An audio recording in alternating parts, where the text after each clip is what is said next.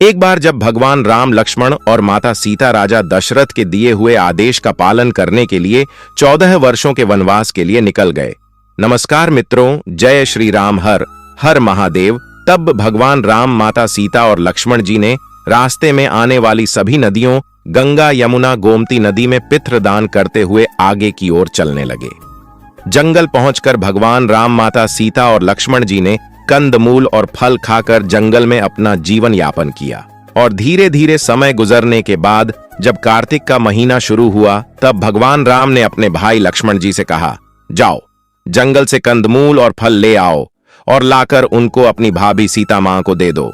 अपने बड़े भाई भगवान राम की आज्ञा का पालन करते हुए लक्ष्मण जी जंगल से कंदमूल और फल ले आए और कंदमूल और फल लाकर माता सीता को दे दिया।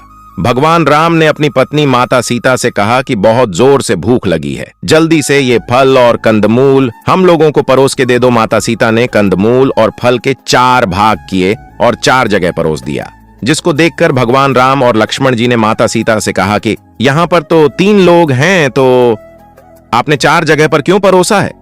माता सीता ने बताया कि ये जो चौथा हिस्सा है वह गौमाता का है। भगवान राम और लक्ष्मण जी गौमाता को खिलाने के लिए चले जाते हैं। जब भगवान राम और लक्ष्मण जी गौमाता को कंदमूल और फल खिलाकर वापस आते हैं, तब भगवान राम माता सीता से कहते हैं कि सीता, तुमने भोजन करना क्यों शुरू नहीं किया है? माता सीता ने बताया कि सबसे पहले मैं राम कथा सुनती हूं, उसके बाद ही भोजन ग्रहण करती हूं। भगवान राम और लक्ष्मण जी ने माता सीता से कहा कि आप मुझे राम कथा सुना दीजिए, लेकिन तभी माता सीता ने भगवान राम जी से कहा कि नहीं, आप मेरे पति हैं, जिसके कारण मैं आपको यह कथा नहीं सुना सकती। तब लक्ष्मण जी ने माता सीता से कहा, आप मुझे सुना दीजिए, जिसके बाद माता सीता ने भगवान लक्ष्मण जी से कहा, आप मेरे देवर हैं, इस वजह से मैं आपको यह कथा नहीं सुना सकती हूं।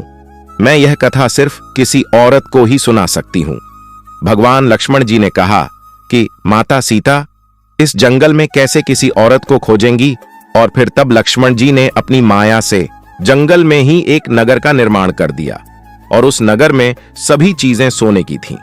सभी चीजें सोने के होने के कारण उस नगर का नाम सोन नगरी था।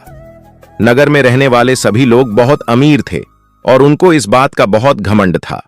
जब माता सीता इस नगर में कुएं से पानी लेने गई, तब उन्होंने कुएं से पानी लेने आई कई महिलाओं से बात करने की कोशिश की।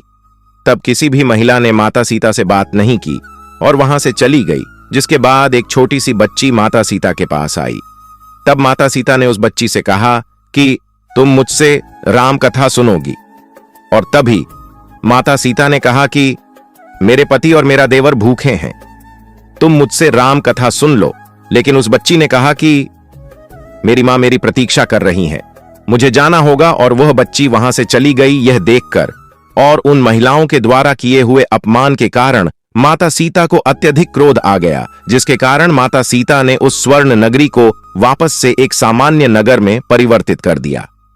जैसे ही वह लड़की अपने घर पहुंची, तब सोने की नगरी को सामान्य नगर में देख और अपने घर को सामान्य देख उसकी मां ने उससे पूछा कि यह क्या हो गया? तब उस लड़की ने बताया कि एक औरत कुएं के पास बैठी है, वह मुझसे कह रही थी कि राम कथा सुन लो, लेकिन मैंने नहीं सुनी। शायद उसी ने यह सब किया होगा। उसकी मां ने उससे कहा कि जाओ राम कथा सुनो, लेकिन अपनी मां की बात उस लड़की ने तब भी नहीं मानी और कथा सुनने से मना कर दिया। जिसके बाद उसकी बहू ने कहा, मां जी मैं राम कथा सुन लूं। जाकर जिसके बाद मां जी ने राम कथा सुनने के लिए अपनी बहू को आज्ञा दे दी। वह एक घड़ा लेकर कुएं के पास गई और कुएं से पानी निकालकर उसको बार बार खाली करने लगी, जिसको देखकर माता सीता ने उससे पूछा कि तुम यह क्या कर रही हो? घर जाकर कोई काम करो। तभी उस महिला ने माता सीता से कहा कि मैं अपने घर के सारे काम करके आई हूं। जिसके बाद माता सीता ने उस महिला से कहा कि तुम मेरी राम कथा सुन लो, मेरे पति और मेरे देवर भूखे हैं। तब उस महिला ने कहा कि आप मुझे राम कथा सुनाइए। माता सीता ने उस महिला से कहा कि तुमने मेरी मदद इस मृत्यु लोक में की है, भगवान तुम्हारी रक्षा स्वर्ग लोक में करेगा। और माता सीता ने उस महिला को पूरी राम कथा सुना दी। और उसके बाद माता सीता ने उस महिला को अपने गले का एक हार उसको उपहार के रूप में दे दिया। वह महिला अपने घर गई, तब उसके मटके सोने के सिक्कों से भर गए। यह देखकर घर में सभी आश्चर्यचकित हो गए। तब उस महिला की सासू मां ने उससे पूछा कि यह कैसे हो गया। तब उस महिला ने बताया कि मैंने माता सीता से राम कथा सुनी है, शायद उसी की वजह से हुआ होगा। जिसके बाद सासू मां ने अपनी बहू से कहा कि तुम जाकर रोज उनसे राम कथा सुनोगी। वह महिला रोज जाकर माता सीता से राम कथा सुनने लगी और एक दिन उस महिला ने माता सीता से कहा कि इस कथा का उद्यापन कैसे किया जाता है, माता मुझे इसकी विधि बताइए। माता सीता ने उस महिला से कहा कि एक नारियल ले लेना, उसके 7 भाग कर देना और 7 लड्डू लेना। एक नारियल और एक लड्डू को मंदिर में छना देना। ऐसा करने से मंदिर को बनवाने जितना फल प्राप्त होता है, और दूसरे भाग को सरोवर के किनारे गाड़ देना, जिससे सरोवर बनवाने जितना लाभ होता है, और तीसरे भाग को भगवत गीता में छना देना, जिससे भगवत गीता का पाठ कराने जितना फल प्राप्त होता है, और चौथे भाग को माता तुलसी में छना देना, जिससे हजारों विवाह करने की जितना फल प्राप्त होगा। 5वां भाग को एक कन्या को दान दे देना, जिससे कन्या विवाह करवाने जितना फल प्राप्त होगा। 6वें भाग को भगवान सूरज को छना देना, जिससे 33 कोटि देवी देवताओं के भोज जितना फल प्राप्त होगा। उस महिला ने माता सीता से विधि पूछने के बाद उसने उद्यापन किया और फिर माता सीता के पास गई। तब माता सीता ने उस महिला से कहा कि 7वें दिन वैकुंठ से एक विमान तुमको लेने आएगा, और 7वें दिन स्वर्ग से एक विमान उस महिला के पास आया। जिसके बाद उस महिला ने अपनी सासू मां को बताया कि स्वर्ग से भी विमान आया है। उसकी सासू मां ने कहा कि मुझे और अपने ससुर जी को भी अपने साथ ले चलो और पड़ोसियों को भी अपने साथ ले चलो। सभी लोग उस विमान में बैठ गए। उसकी ननद आई। ननद ने उस महिला से कहा मेरे को भी ले चलो। जिसके बाद उस महिला ने माता सीता से कहा कि माता इसको भी ले लो। माता सीता ने कहा कि इसने इस धरती पर कोई भी दान नहीं किया और इसने कोई पुण्य भी नहीं किया है, जिसके कारण मैं इसको नहीं ले सकती हूं। तभी उस महिला ने अपनी ननद से कहा कि तुम कार्तिक मास में राम लक्ष्मण जी की कथा सुनना और उनका उद्यापन करना। 7वें दिन तुमको वैकुंठ से एक विमान लेने आएगा।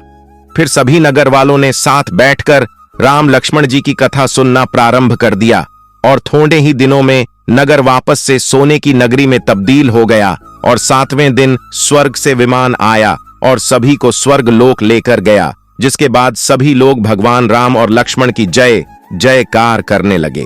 दोस्तों, उम्मीद करते हैं कि आपको यह कहानी रोचक लगी होगी। ऐसे ही बहुत सी कहानियों को देखने के लिए चैनल को सब्सक्राइब जरूर करें और कमेंट बॉक्स में लिखें जय श्री राम। तो मित्रों, वीडियो को अंत तक देखने के लिए धन्यवाद।